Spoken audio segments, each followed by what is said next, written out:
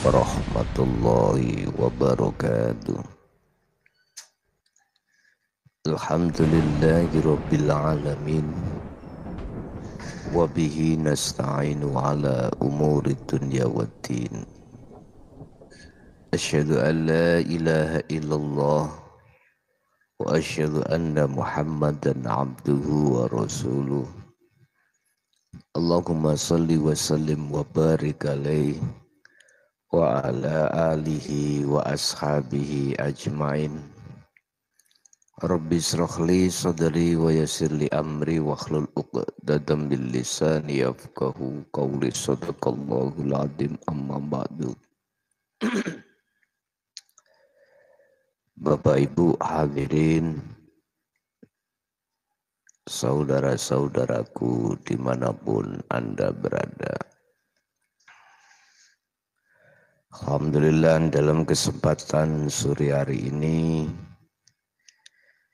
kita masih diperkenankan Allah bertemu dan bermuajah. Untuk sore hari ini kami akan membahas dan membuka tentang rahasia di balik Asmaul Husna, nama-nama terhadap Allah, mulai dari Ar-Rahman, Ar-Rahim sampai Ar-Rasyid, As-Sabur. Ada apakah sehingga timbul satu pertanyaan, yang ke-100 itu siapa? Bapak Ibu, dikatakan beberapa nama yang baik, yang bagus, tentunya menyimpan berbagai rahasia yang sampai saat ini banyak di antara manusia yang tidak mengerti. Sehingga ketika membaca Ar-Rahman, Ar-Rahim sampai As-Sabur, tidak ada bekas hatinya terhadap Allah Subhanahu wa ta'ala. Kebanyakan mereka yang mengamalkan dari berbagai Asmaul Husna itu tujuannya bersifatkan duniawiyah, yang ditemukan urusan duniawiyah, apakah itu kebutuhan-kebutuhan yang bersifatkan jasad ataukah kebutuhan yang bersifatkan mukhadharah ataupun mukasyafah. Itu kebanyakan di antara kita sebagai manusia, ujung-ujungnya kebanyakan di situ. Karena mereka tidak tahu apa di belakang, di balik Asmaul Husna ada rahasia apa. Bapak Ibu hadirin, saudara-saudaraku dimanapun Anda berada, sangatlah rugi bagi kita yang mewatifahkan, yang mengistiqomahkan membaca Asmaul Husna tetapi tidak mendapatkan urusan hati pada Allah Subhanahu wa ta'ala. Rugi bagi kita yang mendapatkan urusan-urusan selain daripada Allah, apapun bentuknya. Dan itu sebab dikarenakan kita tidak mengenal dan tidak mengerti di balik Asmaul Husna. Dikatakan sebagai Al-Husna, itu mestinya kita harus peka ada apa? Ada apa? Unsur kebagusan, unsur kebaikan, kebaikan yang mana? Bapak Ibu, ada yang berpendapat bahwasanya nama-nama 99 yang disebut Al-Husna itu ada nama satu yang belum dibuka.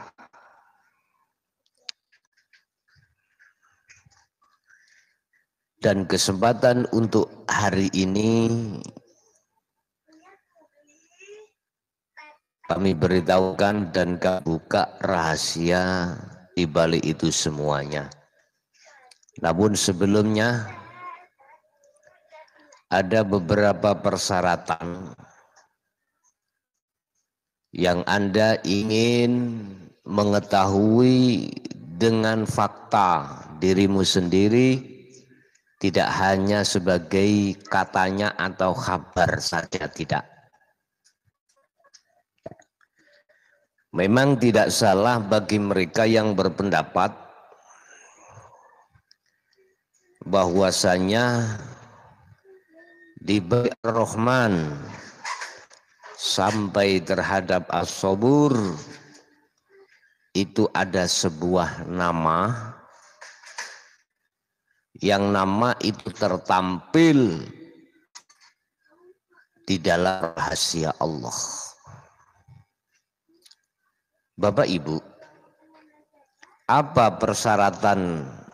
persyaratan manakala dia ingin tahu, membuktikan dengan sendiri jikalau itu rahasia tidak akan menjadi rahasia?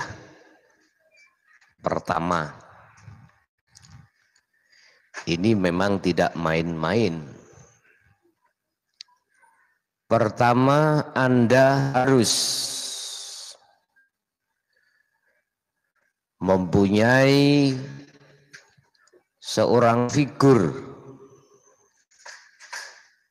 yang figur itu secara hakikat hatinya tidak berurusan lagi dengan selain Allah, walaupun secara zahir fisik dia berurusan. Itu syarat yang pertama. Yang kedua, Anda nanti akan ditampakkan secara ilmiah, secara ilmu tentang rahasia yang kumaksud tadi. Yang ketiga, Anda harus berani untuk melakukan tindakan uzlah dengan bentuk hati dengan sangat dan wajib meninggalkan selain daripada Allah. Kalau tiga persyaratan ini Anda sudah mensiapkan diri di dalam hati, maka disitulah Anda akan dibukakan pintu rahasia tentang apa yang aku sebut tadi. Kalau boleh saya katakan, ilmu tersebut adalah sesuatu yang nyata sesuatu yang tampak, sesuatu yang benar, sesuatu yang tidak meragukan lagi, yang sesuatu itu bila suarin walaftin wa ismin, tanpa ada gambar seperti gambar yang bersifatkan duniawiyah atau makhlukiyah, tanpa lafaz, tanpa nama.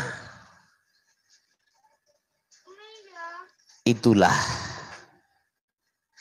nama yang ke-100. Hal ini akan nyata atas kewujudannya. Hal ini akan tampak dengan jelas tanpa kau ragu, makalah Anda betul-betul sungguh-sungguh untuk melakukan persyaratan di depan yang kami sebut.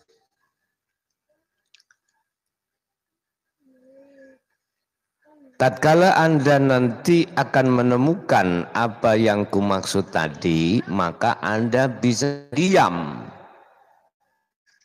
tidak berkata, tidak terucap, begitu. Bapak Ibu hadirin, saudara-saudaraku dimanapun Anda berada. Andai kata yang tanpa nama itu saya kasih nama dengan benar atau dengan mudah supaya Anda dengan sangat mudah untuk masuk di dalamnya. Itulah dia yang disebut Allah. Tapi bukan Allah yang tertulis, bukan Allah yang tergambar, bukan. Allahu la ilaha illa huwa lahul husna. Bapak Ibu hadirin rahimakumullah, kita dalam At-Toha ya, ayat 8 kalau enggak salah. Surat At-Toha itu surat yang ke-20. A'udzubillahi minasyaitonirrajim. Bismillahirrahmanirrahim. Allahu tawi Allah iku la ilaha, tidak ada Tuhan, illa huwa, kecuali Allah.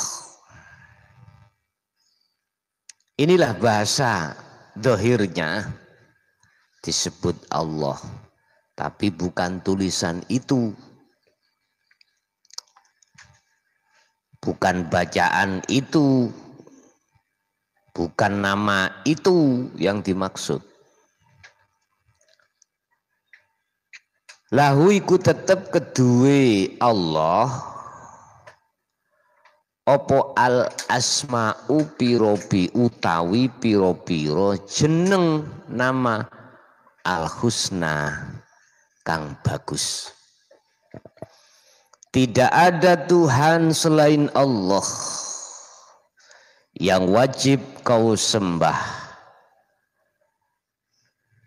Itulah yang memiliki beberapa nama yang sangat bagus.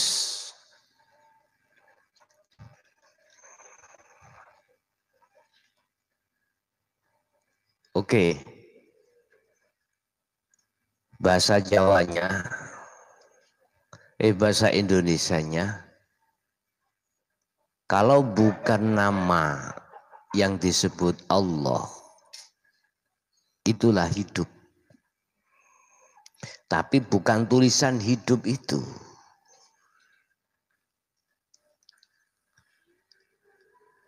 Manakala hatimu nanti akan tampak dan nyata atas kebenaran ini, maka Anda pasti tidak akan bisa berucap. Tidak bisa berkata-kata. Bisanya Anda merasa, melihat, begitu seterusnya. Diem.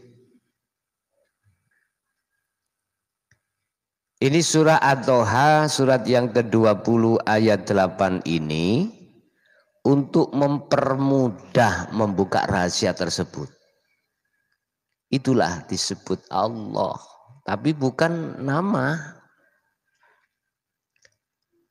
Anda ingin bisa bertemu atau menyatakan, membuktikan atas wujudnya, hatimu harus tinggalkan semua selain daripadanya. Berarti nama-nama itu hilang semuanya. Itu bersifat kadzohiriyah, itu bersifatkan duniawiyah, harus hilang. Tatkala itu tidak kau hilangkan, maka jangan harap kau bisa menyatakan, membuktikan atas dirinya.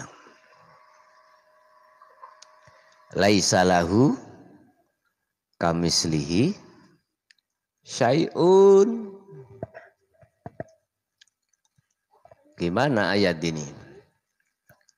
Laisa ora ono iku lau keduwe. Yang ku maksud mang kamislihi syai'un ing suci-wici.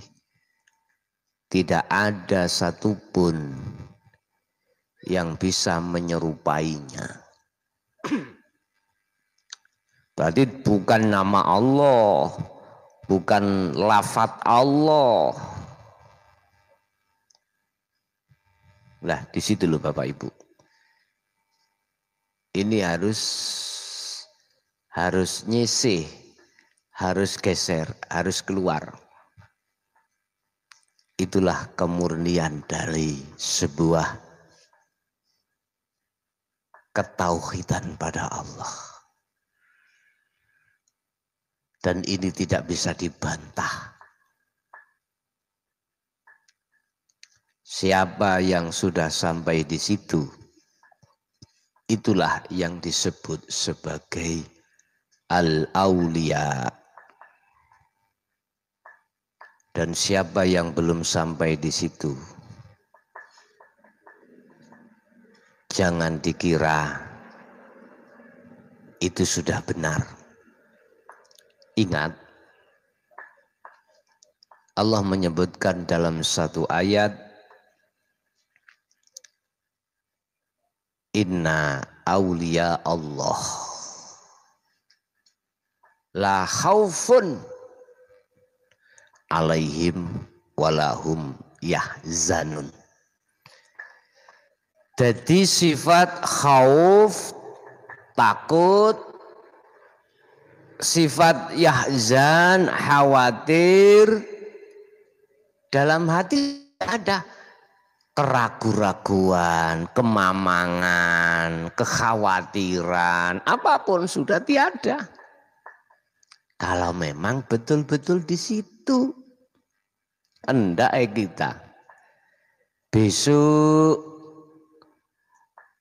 apa yang akan kita butuhkan berkenaan dengan persalinan, istri-istri kita bingung. Gimana nanti kalau masuk rumah sakit, terus nanti dia corona, dicap corona. Ketakutan-ketakutan kita. Apa yang kita buat untuk biayainya? Kekhawatiran-kekhawatiran. Berarti kita belum bisa masuk dalam golongan itu. Besok apa yang kita buat makan sekarang belum ada. ada ketakutan, kekhawatiran, itu seperti itu. Padahal di situ beliau-beliau yang sudah sampai di era rahasia yang kumaksud tadi, beberapa di belakang Asmaul Husna sudah tiada. Jadi seperti air mengalir, kemana dia mengalir dia ikuti. Apapun yang diberikan Allah di depannya tetap dia nikmati. Baik, susah, senang, tetap dia nikmati dengan hati yang ikhlas dan sabar.